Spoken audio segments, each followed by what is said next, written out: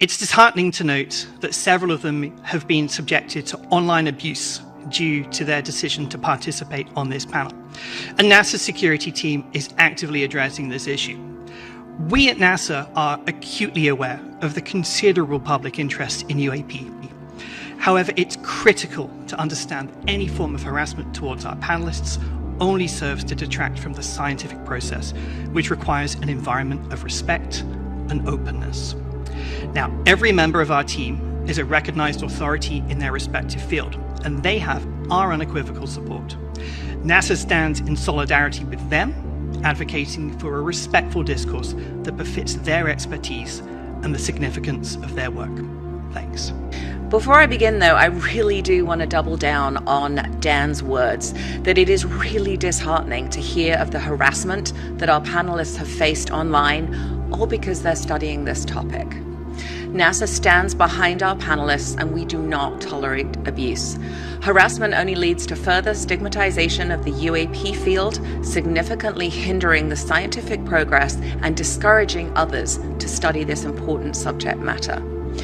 Your harassment also obstructs the public's right to knowledge. My team and I have also been subject to lots of harassment, especially coming out of my last hearing, because people don't understand the scientific method and why we have to do the things we have to do, right? And because we can't just come out and say, the greatest thing that could happen to me is I could come out and say, hey, I know where all these things are. Here you go, right? But I don't. Right, and it's going to take us time to research all of that.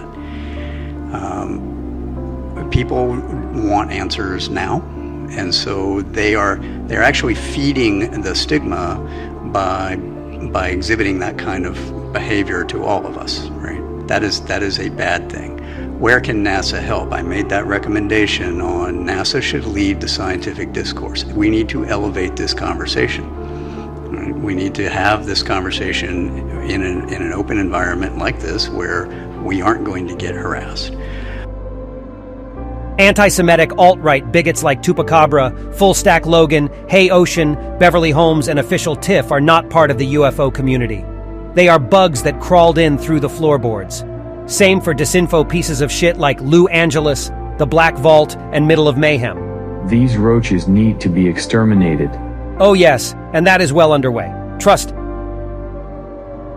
Who is the original person to actually harass Sean Kirkpatrick over LinkedIn? Swan Patel. Swan, how you doing? Wait a minute, I already welcomed you, but I'm gonna welcome you again. I think that message was for me, to be honest. Man, they're having a heyday with your name on Twitter, Swan. Oh yeah, they were saying it's probably Swan who harassed freaking Kirkpatrick. You're damn right it is.